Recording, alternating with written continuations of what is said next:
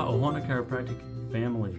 This is Dr. Brian, and I am here to share another video with you explaining how our food calendar came about to us. Okay, we can thank Dr. Susan Schultz, who's a chiropractic acupuncturist here in Orem, Utah, and she has recently started the process of retiring.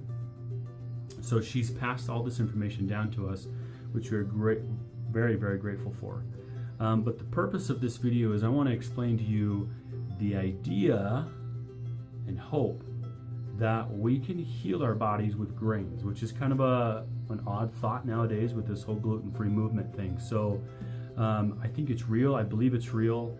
And there's a lot of power in following the proper food cycle throughout the year. So to do that, as I've been learning more about acupuncture, getting certified, and thanks to Dr. Susie sharing her information, she's imparted a lot of that understanding to us. So to help you understand a little bit more, I'm going to explain something called the theory of 5 elements, and that's found in the acupuncture theory that they've been using for generations. So as you listen to this, think of, keep in mind of maybe thoughts of people, friends, and family that may come to your mind that you may think could benefit from this, okay? Because we're trying to get the word out as quickly and as seamlessly and as soon as possible. So we're turning to you as our patients to help us do that. So I'm going to cut over to what the 5 elements look like, and I'm going to explain that a little bit more, and then I'll come back and explain a little bit more about this calendar, okay?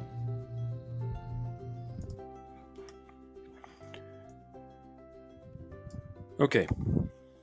Here is our 5 element chart. Let me back up just a little bit so you can see it all together here.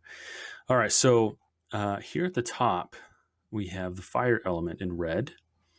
To the right here, we have the earth element in yellow. Bottom right is the metal. Bottom left is water in blue. And finally, the wood in green. You can also see that in each of the elements, there are certain organs and meridians, which are basically pathways in the body to these organs, associated with each of the elements here. So for example, the fire element has small intestine, the heart, triple heater, which is basically the pressure systems of the body, respiration, digestion, and genitourinary, okay? The pericardium, which is the tissue around the heart, for protection, spleen, stomach, lung, large intestine, kidney, bladder, liver, gallbladder, okay? Now they all feed off each other and they all control each other, okay? And here's how it works. This outer circle here is the creation cycle, or as it says down here, the Sheng cycle, okay? Fire, as it burns things and creates ashes, it creates the earth, okay? As the earth creates, it develops the minerals or the metals in the ground. Okay, the minerals are then put into the water in the ground. The water feeds the wood and grows the wood, and wood thrown into fire helps the fire to grow. Okay, so that's the creation cycle. Okay, so they all affect each other and help each other grow synergistically. Now, the inside star shape here is the Co cycle, which is basically the control cycle. Basically, it's your checks and balances. So fire can control, as we follow the line here, controls metal, as in fire gets hot enough, it can melt metal, okay? Metal can chop the wood. Wood contains the earth and its root systems. Earth can direct the water with rivers and streams and so on and so forth. And water puts out fire. Okay, so you can see how they each affect each other, help each other, but also control each other. So if we get imbalanced in any way, if, for example, let's focus on the fire element here. You can see that each one of these elements has a list of emotions and body parts and foods and so on and so forth, times a year and colors. All right, so fire elements. When I have issues with these 4 organs or tissues in the body, it manifests in your tongue and your blood vessels. Okay, your emotions in general are affected by these four. Again, this is all Chinese acupuncture theory. Okay, laughing, hysteria. So I know someone who, anytime she gets in trouble, she she laughs uncontrollably to deal with the awkwardness or the stress. So that would make me think that one of these organs here are either hyperactive or underactive. Probably more of the hyperactive. Let's see. The food of choice is millet. Okay, and these all take place during summer months. Okay, and are affected by heat, hence the fire. Okay, the earth is effects in your taste buds, in your lips, lymphatic system, and maybe someone who's very obsessive or worries a lot is going to have stomach ulcers, for example. We know that's stress induced. And we might be drawn to very sweet foods. Okay, so this is a great one. Again, the pancreas should make you think of blood sugar issues. Okay, so diabetes. Rye and beef are the foods of choice here. Okay, so each of these have their list of issues and associated tissues. The lung and the large intestine are associated with the nose and the smell, skin, thyroid, body hair. The water are your ears, ringing in the ears, your bone, like osteoporosis, osteopenia, calcifying bone spurs of the such. Okay, if we have swollen tissues or glands, that's the edema. Fear-based people definitely have issues here, whereas lung and large intestine is more grief. So you can see what we're looking at here. So the basic point that I want to make is, one, as the year cycles through, okay, each month we have, interestingly enough, we have 12 organs. 4, 5, 6, 7, 8, 9, 10, 11, 12. Okay, so there's one for each month. So much like it shows up here in the horary cycle, throughout the day, 1 to 3 o'clock in the morning, your body focuses on the liver meridian and the liver's function. And as the day moves on, it focuses on different organs in the body. Okay? So as it does that, it's feeding the energy naturally to each of the organs, again, synergistically amongst each other. So throughout the year, the same thing is happening with these tissues each month. Okay? Now, this one I'm going to step a little bit outside of acupuncture theory, and I believe the heart is more of I think heart begins in April, is the April organ. Then it goes to small intestine, pericardium, triple heater. So April, May, June, July, August, September, November, December, January, February, March. Oh, I got off there somewhere. April, May, June, July, August, September, October, November, December, January, February, March. There you go. The outside organs, what's interesting here are the yang. I think everyone's heard of the yin and the yang. The yang organs are the male organs. So they are the protectors, the providers, and they kind of preside over the functions of the body. So what's interesting is these guys, when they get imbalanced over a long period of time, these are the tissues that we actually go in and remove or physically alter. Small intestine, large intestine, stomach. We do a lot of shrinking of the stomach, or we cut a lot of it out, make it smaller for people who are having issues with diabetes and weight issues. Gallbladder, that one comes out real fast in a lot of people. Okay, so those are just some interesting thoughts there. Whereas the female organs on the inside, okay, are more of the nurturing, nourishing organs for the body. Okay, so what's interesting, and I know I'm going to stereotype just a little bit here, but the men usually get loud and are abrupt and are aggressive when they get imbalanced, whereas the female organs are a little more quiet and subtle, and they just do this low grade kind of a whine. Okay, this kind of a low grade, something's there, something's off, but it's not screaming, getting our attention like the outside ones. Anyway, again, this is all a theory, right? But on a number of levels, it makes sense to me. So as we rotate through the year and we focus on different organs, okay, we are supposed to be focusing on different foods. Okay, the fire elements, millet is our grain of choice. I talked about what the purpose of this video is, to talk about healing with grains. Okay, millet, tahini, which is sesame seed, and barley, okay, are the big ones for the fire elements. If you haven't heard of barley water for heart health, you might want to look into that one. Whereas the earth, the spleen of the stomach, as we go into the late summer, starting into fall, we want more rye and buckwheat. When we hit the metal, we start getting into the August and the cold. We are wanting to go more rice and corn.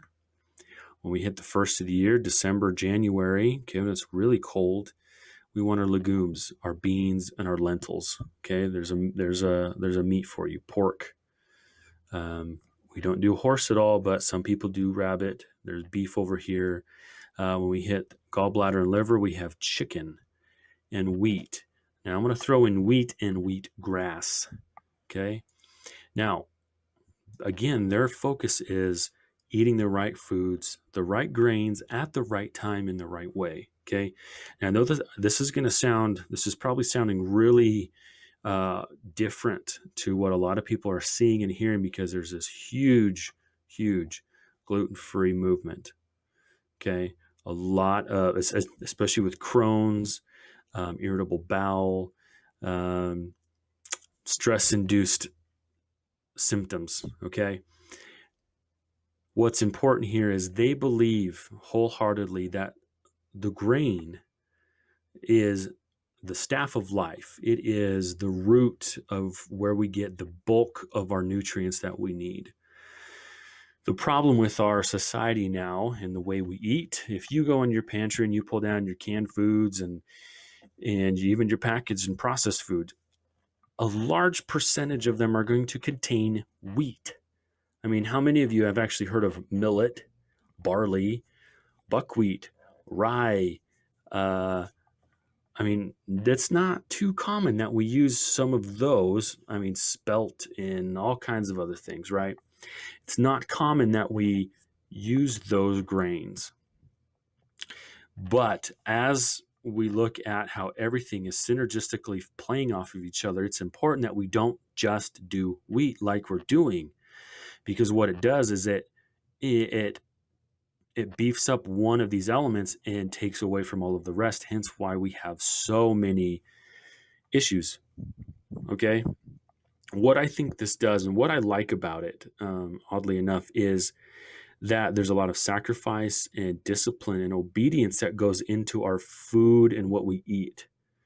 Nowadays, we can get whatever we want when I want it. There's this entitlement, if you will. And I know that's kind of a sensitive buzzword or trigger word for some people, but if we get whatever we want at any point in time, I'm not sure that that's a healthy thing for us. And I think that's showing in our food, in our health, in our mental clarity, depression and anxiety. I think it's all related. So anyway, this is just a quick snapshot. There's so much more involved in this. As you can see, all of these numbers here on the inside are just related to acupuncture points. So unless you're getting involved with that, I would just ignore those. The biggest thing I wanted to show you here is that there is a natural flow, a creation, and there's keeping things in balance. That's that inner cycle here, and is rotating our foods in the proper way, proper time. I do believe it is staff of life. It is meaning it is a root, that these grains can be and should be a root source of nutrition, as in a lot of these other countries around the world are doing. We just have to be careful in how we do it, what we put into our bodies, what time of year are we in, and what organs need certain things to stay afloat and to stay functioning properly. All right, folks, I hope all that made sense. It's kind of a new concept with everything there, but I hope it made sense to some degree and resonated. So feel free to watch that as many times as you need. I'm sure there's going to be plenty of questions, so feel free to go ahead and put those in as well in the comments below for the video. So let me just go over this calendar real quick. This is something we give to all of our patients, so if you're a current patient and you have not gotten this, I would recommend you get on it. You just email us and we can give it to you, and we're looking into getting it out to the masses of those who aren't our patients as well. Let me just give you a little snapshot here, since it is we're coming upon June here. This is June. Okay, June is the month for the brain and the reproductive cycle and organs. Okay, so she has it categorized here as highest priority foods. So you would take foods from that top list there and make sure that that is in part of your meals throughout the week, throughout the month. Anyway, she's got it organized here for power foods and cleanses, and you need a little boost of energy. If you need a quick fix, she's also got on the, so it actually sits like a calendar here, but if you come here, we actually have foods to avoid, maybe some emotions that are tied to the small intestines, or I'm sorry, that was last month, reproduction and brain. Anyway, supplements you might want to take, symptoms you might be feeling, so on and so forth. Anyway, it's like that for literally every month here, okay? And she has, it's organized where in the back it comes with a symptom list. Okay, so we might have allergies, and it says to go to March, July, and August month. So we might want to add those foods in too to help with our allergies. There's recommendations for diabetes. There's recommendations for skin-related issues and stress, ovarian issues, kidney indigestion, acne, so on and so forth. Okay, so it's pretty interesting. Now, here's a parting thought for you in regards to all this, because there's a lot of people out there who are very much pro-organic, and I think that's fantastic. However, there are many who can't afford that lifestyle. And I know there's the thought process out there, well, if you cut out all the garbage food, then you have enough food for the organic. And I think that's true to a point, okay? Something to keep in mind is buying these grains in the whole grains and not the flour. You can actually get them fairly cheap. I think at my local health food store, I got millet for literally $1 a pound. So I got 3 pounds for just over $3, and that's going to last my family for several meals.